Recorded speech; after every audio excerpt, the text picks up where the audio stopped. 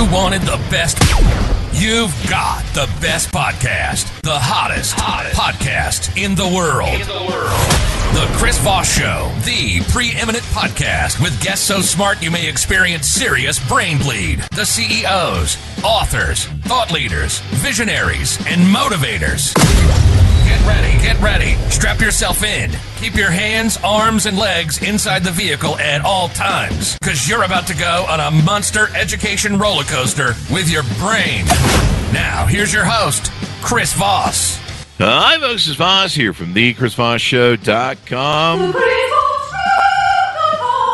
Never gets old, the opera singer. We heard her 2 weeks ago, and I think she's doing a great job. Write us and tell us if you don't like the opera singer and you want me to go back to singing it. But I think she's wonderful because I don't have to sing it after 15 years. Ladies and gentlemen, welcome to the big show. We certainly appreciate having you guys come by and be a part of our lives, because the Chris Voss Show is a giant family that loves you but doesn't judge you. Remember that this holiday season when you're at the Thanksgiving table going, why am I related to these people? You know what the great thing about the Chris Voss Show too is? When we have our family reunions 3 to 4 times a weekday, 15 to 20 times a week of episodes we're putting out, you don't have to hang out with the other people in the family. You can just sit in your car and enjoy spending time with moi and the most amazing guests we have on the show. For 15 years, we've been bringing you thousands of interviews with the top CEOs, billionaires, U.S. ambassadors, White House presidential advisors, FBI, U.S. Justice Department, astronauts, TV and print, and Pulitzer Prize-winning journalists and authors, even people you've seen interview debates of presidents and vice presidents on the floor. It's been a pretty good run so far. We're going to try and do it for another 15 years, as long as they keep propping me up in the chair and paying me $5 to show up every day. I'm going to keep doing the show because I love it. And you know what? You learn so much, because when you learn from all the wonderful people on the Chris Voss Show, you get what they call the Chris Voss Show glow. And it's like this combination glow of sexiness and exuding just this knowledge. When you're smarter, you're sexier. It's really true. Trust me, you can Google it because you should trust everything on the internet as well. But we bring on only people you can trust and the most wonderful guests. And today we have one as well. And it's going to be a fun show too, because I love his name and title. And if you watch the YouTube video, he has a most epic beard, as it's stated in science. Justin Bushko joins us on the show today. He is known as the MedTechMan. And for those of you who are hippies in California, it's not what you think. And he is a source for medical technology innovation. So we'll get into that, what it's about, and we're going to learn some stuff today about the meds. He has a passion for pushing the boundaries of healthcare solutions, and him and his team are dedicated to sharing their expertise and insights. From breakthrough medical devices to cutting-edge engineering techniques, they delve into the most critical topics that shape the future of healthcare. This is important because my whole body's breaking down as it goes. I need more healthcare and I need more innovation. Like, I need innovation that can keep me from even going to the doctor. That's what I need. So take care of your health, people. His mission is to inspire and educate, fostering a community of like-minded individuals who create a common goal to drive innovation and improve lives through transformative med tech advancements. Welcome to the show, Justin. How are you? Awesome, Chris. Glad to be here. Thank you for the awesome intro, man. I love it. There you go. That's what we've done. We've done a few of these. And, well, your beard is welcome as well. I think with a beard like yours, you coexist as two different people. There's your beard. The separate intro is great as well. That's good. I forget the joke about, oh God, who was it? It was a joke about, it was a famous marionette entertainer. And he did a joke about I think it was Cher or no, it was someone who had a very large nose, and he said, "How do you know how so and so's actress is going to come through the?" I think it was Barbara Streisand. How do you know that she's coming through the door? And the marionette would go, because you see her nose come through 5 minutes before. I think a beard is the same way. The beard, it sticks out and shows up before everything. It precedes itself. It is a character unto itself. Anyway, enough about beards, because that's why not what you're here. But There's a bit of beard worship going on. What's going on, Chris? I'm trying to grow an epic beard. So Justin, give us your .com so people can find out you're more than just a beard. So you can hit medtechman.com or concise-engineering.com. There you go. So give us a 30,000 overview of what you do. Sure. So anytime somebody's trying to develop a product, could be a big company or a doctor or a couple guys in a garage with a bucket of money, something for use in surgery, we can take them from a napkin sketch all the way to the market. Now, is there a lot of guys running around with a garage with a bucket full of money? What's going on there? There actually are quite a few startups that kind of start that way. So it's pretty interesting. That's true. Steve Jobs and a few other people there, I guess, is the thing there. So tell us more about how this works. My understanding from looking over your website is you call it where curiosity meets conversation, and it's a source for medical technology innovation. You basically help people who want to do something cool in medicine. Is there any sort of low bar? Like if I've got an invention I'm thinking of for medical devices, it's where we do a frontal lobotomy on politicians, especially those that can't run the government well. But instead of going the usual way through the nose or the front of the face, we actually go through the behind, if you will. Yeah. So I could see a rectal lobotomy. We could definitely assist with that. We worked in that space, right? And endoscopic devices. Yeah. Power tools even. Yep. Yeah, power tools. I mean, it's right now we're probably just going to use one of those drills that has the long drill bit on it that goes about where you 6 just feet. keep spinning the thing. Yeah. Yep. Old manual ones, because it'll be more fun. And we're going to make it a public, not an execution thing. Jesus, I'm going to have the FBI show up. We're going to make it a public. We're going to do it publicly so that people can share in the joy. It can be crowdfunded. It could be, yeah. I think we could raise money for this. Can we make this a political PAC? Probably. So moving on. I sound like some sort of January 6th craziness. Don't do that, people. What sort of people come to you? Do you help? What are they trying to do, and what are they up to? So we've done projects in many different spaces, but it's in general, somebody says, I've got this idea. It's going to make things easier for the doctor or better for the patient. It's going to be faster and maybe cheaper for insurance. So let's see what we can do to get this thing locked down. I need a quick prototype, and I need to show it to some investors to move the next step. Now, the name of your company is called ConciseEngineering.com. So do you guys help with the engineering process, the hardware, the software? How does it work? Absolutely. Mm-hmm. So typically when you're first starting out, you've got to do some pretty pictures to make it look good. So that's typically called industrial design. So we can do that aspect. We can do the mechanical engineering, electrical, firmware, software, mobile app, cloud-based technology, and then all the QMS and regulatory stuff related to that as well. So we can help you stand up a business from scratch, figure out how you're going to get through the FDA, and then do all the design work for you. Wow. I mean, I imagine it's highly regulatory, all the stuff you have to do and go through. But yeah, just prototyping it and trying to deal with the expense of it all is probably quite a load up. But I imagine there's plenty of space for innovation. You know, we have the largest population of people in America that are going into their old age.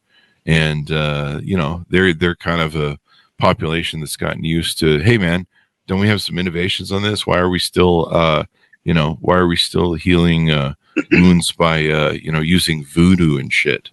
Why? Absolutely. Where's the new stuff?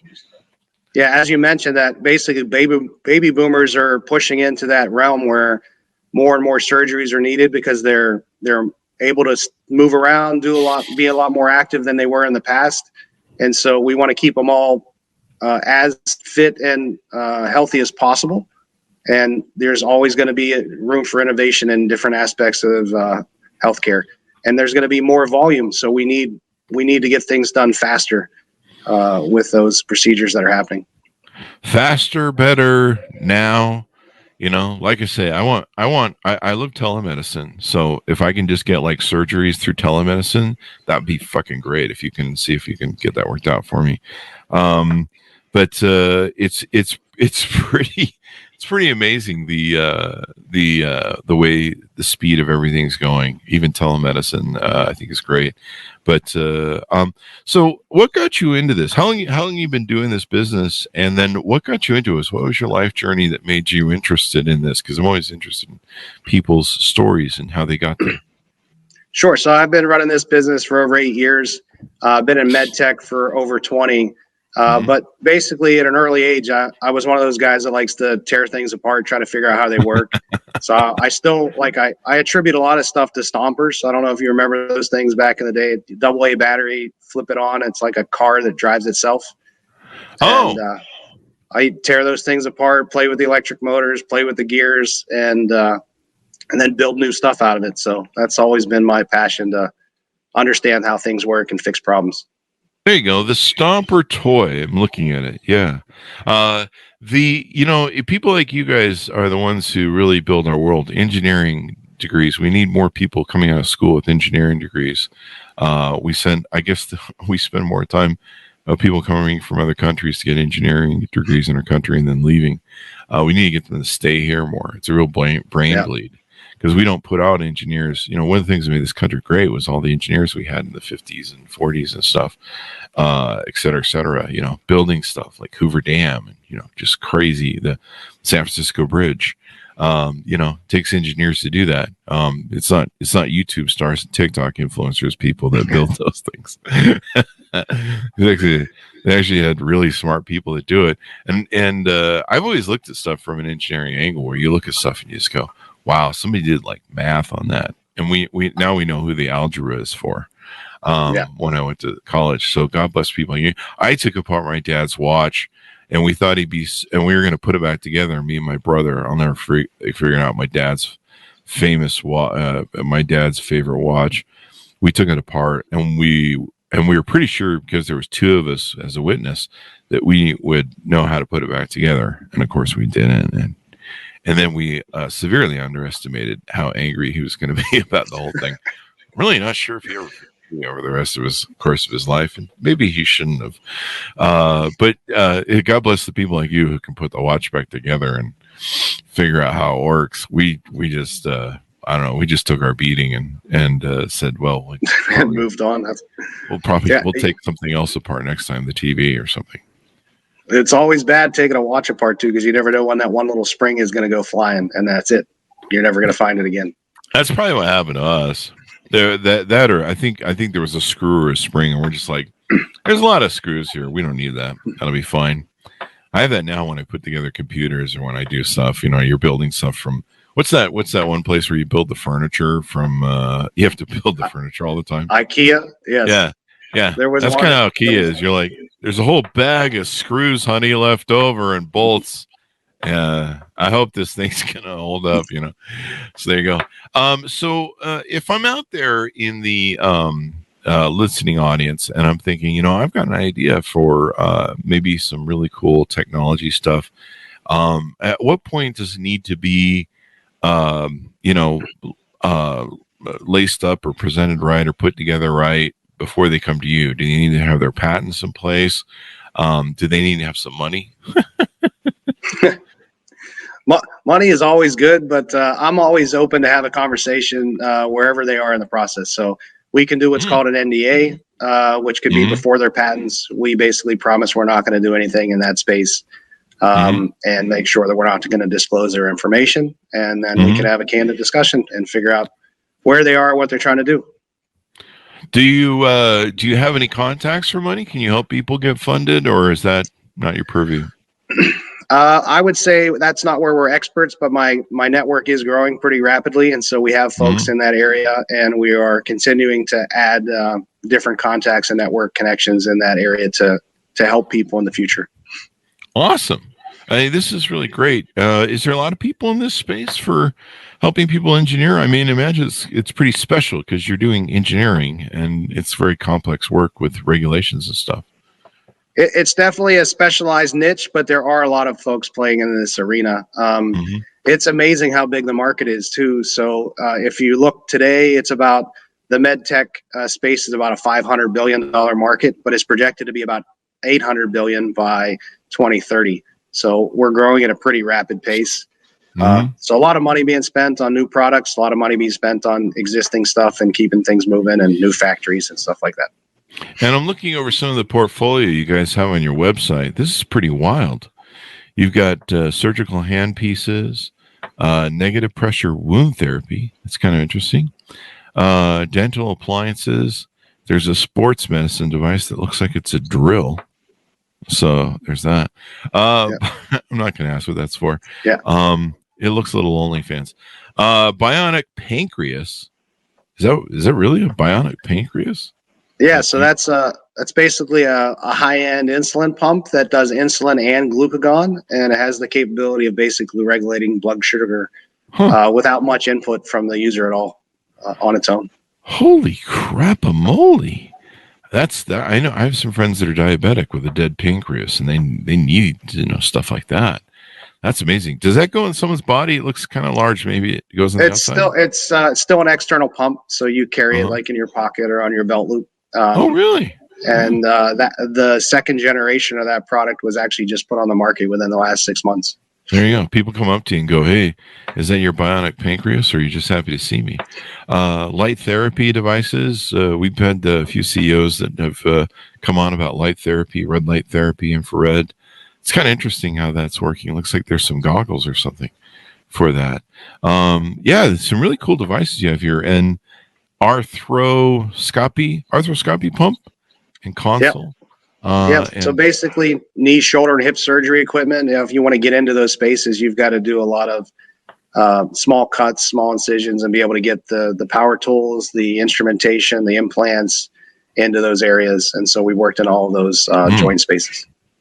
I'm a big believer in not getting power tools anywhere near me, or but I'm working on that to make sure my health stays up, so I don't have to do that. But I imagine that's pretty amazing if you. It's pretty amazing if you get into an OR and you get to see those power tools going. It's good to see. It's good to see bionics are working too. So there you go.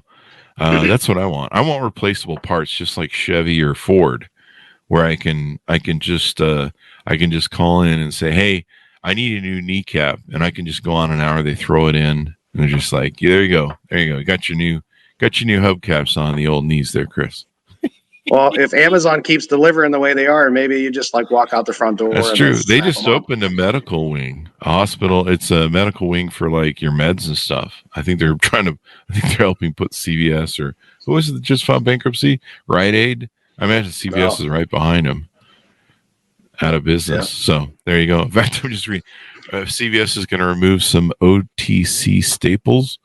Yeah, the problem is, like, my local CVS is I go in there and it's a ghost town. Like they have this huge parking lot too, and there's like 2 cars in it. I'm like, where are the employees' cars? They park out back. Like, it's not even employees here. What's going on? Yeah, there's only like a pharmacist and the front person at the front desk. That's it. Yeah, I mean, you're like walking through the place, going, "What's going on here?" So, what inspired the name MedTechMan?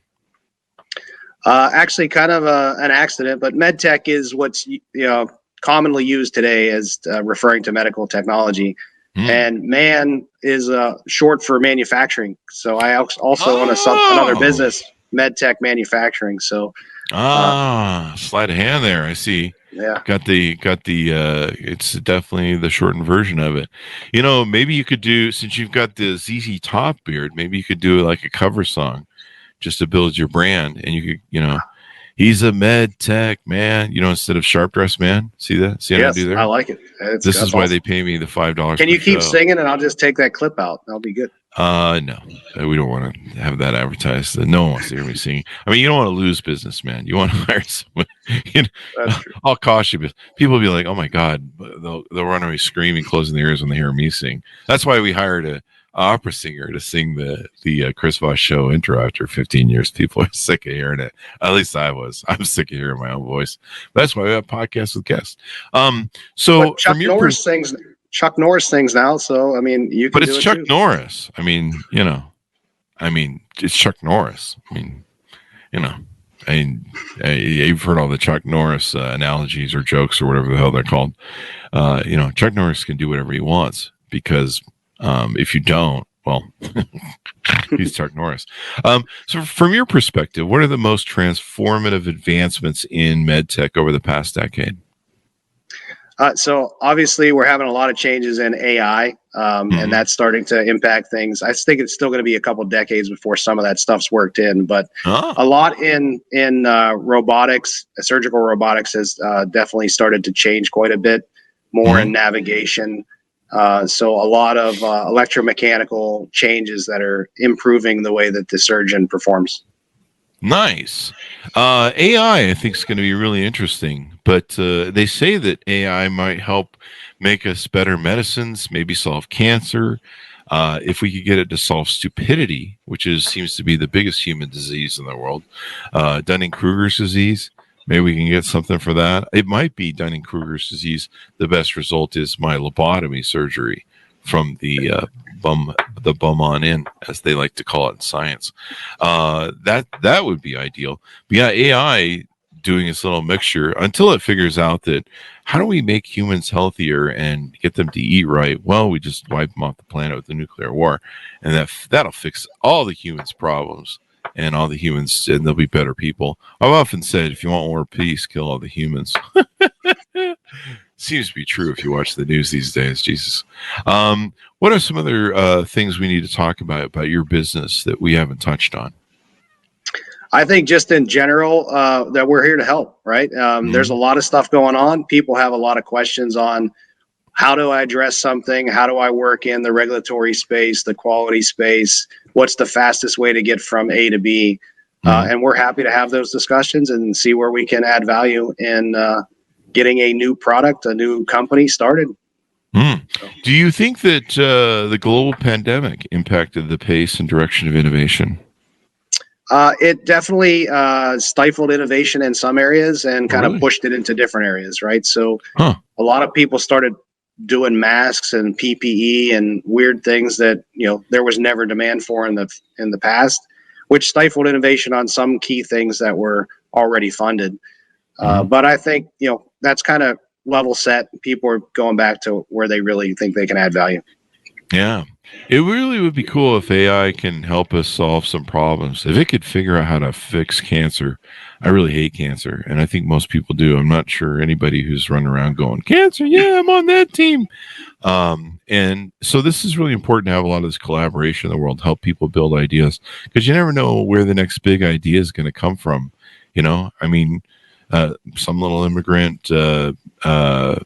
person from Syria had a kid, and he grew up to be Steve Jobs. And I think he stands the landscape in a lot of different ways. There's a lot of innovators out there, and you just never know where an idea is going to come from.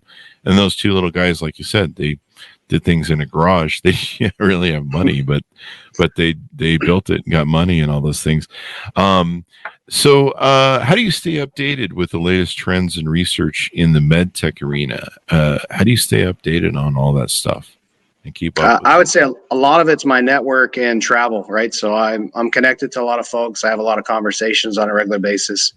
I go to different medtech conferences to hear the latest speakers and meet people on a regular basis to address what's out there, what's actually being done versus what's really marketing. Because some of this stuff is just marketing. You'll hear about some cool advancement, but it's 10 years out. So you got to understand what's possible today. So just networking and travel and staying connected. There you go.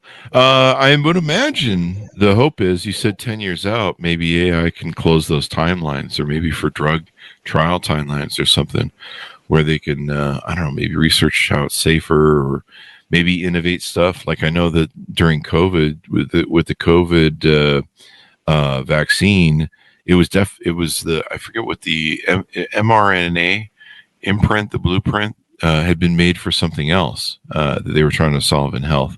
And they were like, hey, we can use this over here. Maybe it can help do more of that, where it turns all that different things. Any exciting projects or initiatives you can talk about, maybe that you see on the horizon that you guys are working on that might come to fruition soon?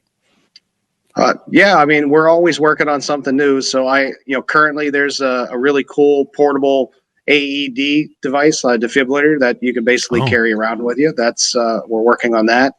And we also are working on a new a cancer treatment, which it's going to be a few years probably before it's really in humans, but definitely a cool way of delivering meds and much more effective in cancer treatment. Awesome sauce. Anything to get the world better. That's kind of one of the things I've been hoping for is that my health will hold up so that by the time I reach my old age, all the innovations will be there and they can just keep me alive and happy. Because the worst thing to do is spending time in hospitals and doctors' offices. It's just the worst. I'm sorry, doctors. Yeah. I love you, but I don't love you that much. Yeah, it's amazing how much a little bit of pain or that suffering is dramatically impacts your life. So definitely, especially when you get the bill. Oh, so give us your final pitch out on what you guys do and how you do it, and I'll offer to people that need to onboard with you how they can get to know you, reach out to you, talk to you, and all that good stuff. Yeah, so we do all the engineering and problem solving for MedTech in any way, shape, or form. Go from napkin sketch to on market, and we'll help you. If you have some questions, reach out. MedTechMan.com, Concise-Engineering.com. There you go. Well, it's been fun to have you and your epic beard on the show. Thank you very much, Justin. We really appreciate it. All right. Thanks, Chris. Appreciate it. There you go. And thanks to my audience for tuning in. Go to goodreads.com/Chris Voss, LinkedIn.com/Chris Voss, YouTube.com/Chris Voss. Subscribe to the Chris Voss Show newsletter over there on LinkedIn, and Chris Voss 1 on the Tickety Talkety. Thanks for tuning in. Be good to each other. Stay safe. We'll see you guys next time.